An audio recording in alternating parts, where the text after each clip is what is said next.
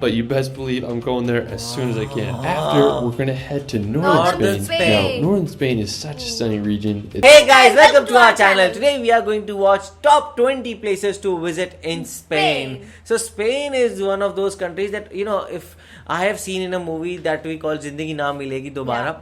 So do search for that movie. So in that movie, these three guys go to Spain to celebrate the marriage of one guy. And that Tomatina festival. Tomatino. It was Tomatino festival. And the thing is, like, these festivals were shown in that movie, and there were a lot of things, and that is when I thought that I need to go to Spain to just enjoy it. But I have got this video in this. It is about 20 places to must visit in Spain. So I think so we need to watch it. So let's start the video. What's up guys, my name is Ryan and I spent the last few years exploring the wonderful country of Spain and I want to show you my favorite places. So here's my Spain top 20. Yes! Spain has to be one of my all-time favorite countries. It's home to some of the world's most stunning landscapes, intriguing history, and pure Mediterranean vibes. I've been to Spain 3 times now, and I just can't get enough of this country. Let's start this video off at possibly my favorite island in the world, Mallorca. When you think of a Mediterranean paradise, this is it. Mallorca is home to crystal clear water, windy roads, and some of the world's best cliff jumping spots. When I started solo traveling, this was the first place I went to, so it will forever have a special place in my heart. One of my favorite places in Mallorca is Cala Varquez. Now, to get to Cala Varquez, you can walk down this long dirt road and make it down to the beach. Now, you're going to be blown away by the beauty of this place. I mean, it literally has everything from sandy beaches to prime cliff jumping spots. The combination of white limestone, green vegetation, and crystal blue water makes for one of the most beautiful places I've ever been. Now, when I was there, I did one of the biggest cliff jumps of my life, and I gained off this massive 60-foot arch. I mean, it was so freaking terrifying. My dream. But to this day, it's one of my all-time favorite travel memories. Another cool thing I did is me and my brother we found these underwater caves. Such clear water! I mean, I couldn't believe how clear this water was. It's my dream playground, and I can't recommend it enough. Now, on the other side of Mallorca, you can visit the famous road to Sa Calobra. Now, coming from the US, I'm used to wide roads and highways, so this blew my mind. Roads in Europe tend to be pretty skinny, but this was by far the most crazy road I've ever drove on. It was full of hairpin turns and loops that wind down the mountain. The surrounding area is absolutely gorgeous. I mean, just had massive mountains that lead down to the sea. No? I believe a lot of car commercials are filmed here, and I totally understand why. I found a really cool lookout point to get a view of the road. When I was driving down it, I was just pretty terrified. There were some spots that only had enough room for one car. Now you can take the road down to the bottom and visit Torrent de Paris. It's this awesome beach between these two cliffs. I had just a good time chilling. I was just amazed by all the sailboats that were just vibing in the bay there. When I was there, I wish I would have stayed for sunset because I hear it's just incredible on that side of the island. Anyways, I can't recommend Mallorca enough. It's just an amazing place. Okay, done. Mallorca, so we are coming. We're going to go ahead to the Atlantic Ocean to visit the volcanic Canary Islands. Now, located off the coast of northwestern Africa, Canary Islands are home to some of the world's most unique landscapes. You might as well call them the Hawaiian Islands of Europe because that's what they remind me of. The biggest and most populated island on the archipelago is called Tenerife. And it looks like a prime location to film the next Jurassic Park film. I mean, it's just so crazy out there. One of the craziest places in Tenerife is the cliffs of Los Gigantes. They are these massive sheer cliff walls that rise 800 meters out of the ocean. I mean, I felt like I was going to see a flying dinosaur soaring over those cliffs. You can go venture to the windy roads of the Mosca Gorge, or you can explore the incredible seaside views at Playa Benmijo. I seriously just can't get over how beautiful this place is. Now, you can also head over to the nearby island of Fuerteventura. Being the second largest of the Canary Islands, Fuerteventura also offers some jaw-dropping landscapes. The Playa de Cofete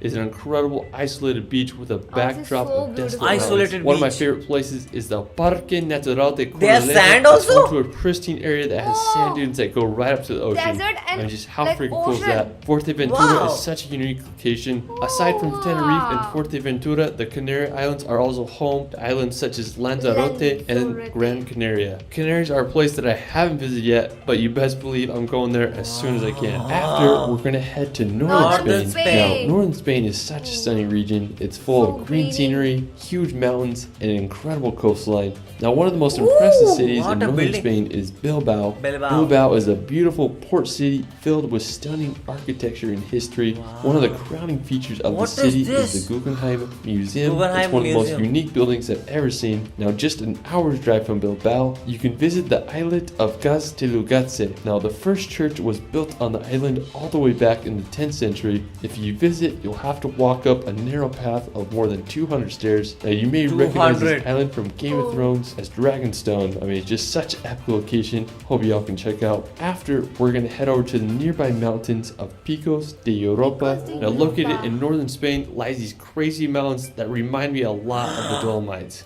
This is just another place that I haven't been yet, and I just want to go so freaking bad. One of the most crazy and impressive places is Naranjo de Bulnes. Oh, it's this massive rock tower that shoots straight out of the mountain. I mean, just so freaking epic. I mean, I can't believe it. The highest point in Picos de Europa is Torre de Serrero at an elevation of 2,650 meters. You want to get lost in the mountains for a few days, you'll have to add Picos de Europa to your Spain travel list. What a village to live in. Barcelona! And when you think of Spain, this is what you probably imagine. Barcelona is home to incredible architecture, Mediterranean beaches, and an energetic vibe all around. The most iconic attraction in Barcelona is La Sagrada Familia. It's this Roman Catholic minor basilica that began construction over 138 years ago, and it still isn't finished. It's anticipated that construction will be finished in 2026, but who knows? All I know is one of the most unique buildings in the world. I still can't get my head around that it's been in construction since 1882. After Barcelona, we're gonna head over to the nearby mountains of Montserrat. Now, it's just a quick hour train ride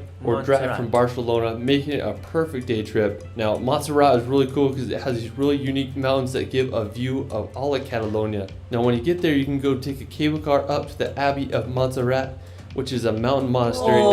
It's like dreams. Now, there's a ton of hiking trails that lead you to a religious relic around the mountains. Definitely do some hikes once you're up there. I mean, it's just such a unique location, and you know me, I like my rocks. This place has a bunch of them. You know, I love the roads. We're going to visit the city of Zaragoza. Now, located about 3 hours drive from Barcelona, Zaragoza is the 5th most populated city in Spain with a population of around 700,000. One of the most impressive features of the city is the Cathedral Basilica of Our Lady of the Pillar. It's believed that St. James was preaching the gospel in Spain around 40 AD when the Mother of God appeared to him on the banks of the river here and instructed him to build a church in her honor. Soon after, a little church was built, but this massive church you see today began construction in 1681 and took nearly 300 years to finish. I mean, I just can't believe how massive it is. Now, while we're still on the topic of St. James, we're going to head to northwestern Spain to visit Santiago de Compostela. Now, what's really cool about this city is it's the location of the shrine of the apostle St. James. Now, since the 9th century, there has been a Catholic pilgrimage route named the Camino de Santiago, or in English, the Way of St. James.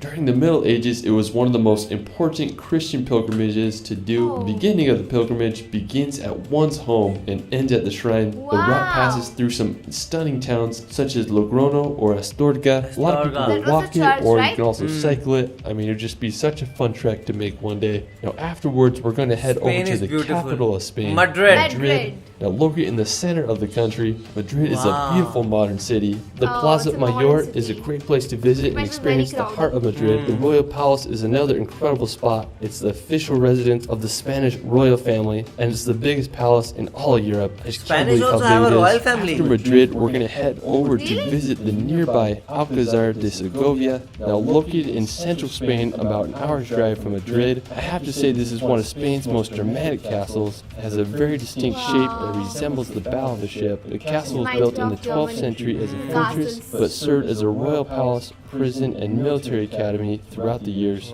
Today, it's a museum and one of Spain's most unique castles. After exploring the castle, we're going to visit nearby Toledo. Located about 70 kilometers south of Madrid, Toledo is a stunning ancient city perfectly placed on a hill. It's known as the city of three cultures due to its influences from Christians, Muslims, and Jews. The history of Toledo is fascinating fascinating and complex. It was taken over by the Moors for several centuries until it was conquered in the 11th century by the Castilians. Today, the city has a population around 80,000. One of the most impressive is the Alcazar de Toledo. It was once used as a Roman palace, and then it was eventually restored in the 16th century. Another amazing city in Spain is Cordoba. It's home to more World Heritage Sites than anywhere in the world, with 4. One of the coolest features of the city is the Mosque Cathedral of Cordoba. It's regarded as the most accomplished monument of Moorish architecture. It was finished in 746 AD, and it was converted to a Christian church in the 16th century. So there are a lot of churches in Spain. Is Ronda. That's what I can see. 2 hours drive from Cordoba, and it's home to one of the most scenic bridges I've ever seen, called Puente Nuevo. It was built in the 18th century to cross the El Tajo Gorge. Such a high bridge. 120 meters over the canyon floor. I just can't get over the architecture of the arches. What a beautiful spot. Actually, now from Ronda, we're going to Granada. make the 2 hours drive to Granada, located at the base of the Sierra Nevada mountains. Granada is an elegant Spanish city. It is very crowded. Granada is the Alhambra. It's a fortified Moorish palace that was completed in 1354. The interior of The this palace houses is look stunning. so There's a similar to each reflection other. Pool and a pillared courtyard. I mean, I totally understand why it's one of the most renowned Islamic buildings in Europe. After Granada, we're going to head over to Seville. Now, as the Seville. capital of the Mughal Andalusia region in architecture, Spain, Seville is a very historic city where flamenco dancing was born. The Cathedral of Seville will blow your mind. It's one of the largest churches in the world, and it's the world's largest Gothic church. Another impressive site in the city includes the Plaza de España. It's a beautiful place that's the perfect combination of Baroque, Renaissance, and Moorish architecture. Afterwards, we're going to visit the nearby port city of Cadiz. Now, located on This is a Spain's white second city coast, or about what? an hour's drive Everything from was Seville. white. Cadiz is See? one of the oldest continuously inhabited cities in Europe, as it was founded by the Phoenicians It over is like 3,000 the years ago. rule. And I just think it's It such should a be white beautiful or city red. with its white buildings as they're placed perfectly Light, on the narrow strip of whitish, land. Now, and after then the Cadiz, we're going to head over to the energetic city of Valencia. Valencia. Now, being Spain's third most populous city, Valencia is full of culture and history. It's located on Spain's southeastern coast. One of the most impressive attractions in Valencia is the Wow, city what's of that? arts and The sciences. city of arts and I mean, it's one of the sciences. most unique modern architectural structures that I've What ever the seen. structure Construction that began is? in 1996. And it So was unique. inaugurated 9 years later. It was estimated that construction cost almost $1 billion. But anyways, you can go $1 paddleboard on the water, billion. or you can go watch a film in the IMAX theater there. I mean, the surrounding Oh, there's a Science Museum theater. Park is also a beautiful place to walk around and enjoy the beauty of Valencia. Wow. Alright, so for my last location, we're going to head over to the wild island of Ibiza. Now, while Ibiza. Ibiza is known for crazy nightlife and party city, it also has some of the world's best beaches and cliff jumping. Me and my brother decided to go to Ibiza for Halloween because why not? Anyways, we spent the first few days exploring the island, and honestly, I was pretty disappointed because I couldn't find any really cool cliff jump spots. But on our last day, when we had just a few hours before our plane was about to take off, and we found this secluded cove, we hiked down and made sure the water was deep enough, and we found this perfect cliff. And I threw some jumps off, and then my brother did a wild double backflip off the cliff. One of my favorite places on Ibiza is this I've never island done called this. Isla de Esvedra. It's this Isla. rugged, uninhabited island that shoots over 400 meters straight out of the ocean. Now, there's a lot of myths and legends about Esvedra, and some claim that it's the third most magnetic place in the world. I'm not sure if that's place. true. I just know that it's one of the most beautiful islands I've ever seen. You can rent a boat and go cruise around the island looking for some epic cliff jump spots, or just enjoy the beauty of this limestone island. Next time I'm in Ibiza, I'm going to make sure to go check out Esvedra and see if the myths and legends are true. Whether you want to go to Ibiza for cliff jumping or just partying with Kaigo, it's one of the most entertaining places to visit. I had a lot of countries in my list, but now Spain is at the topmost because the beautiful views and the beautiful sea and everything was so well kept. And the thing is, the difference in cities, like Cadiz is very whitish, and then there is Barcelona that was very orangish, and then there are some cities that are red, and so there is a culture to each and every city. It is not like every city has the same orange or same kind of thing. So it was very beautiful. Also, Spain has a lot of history attached to it,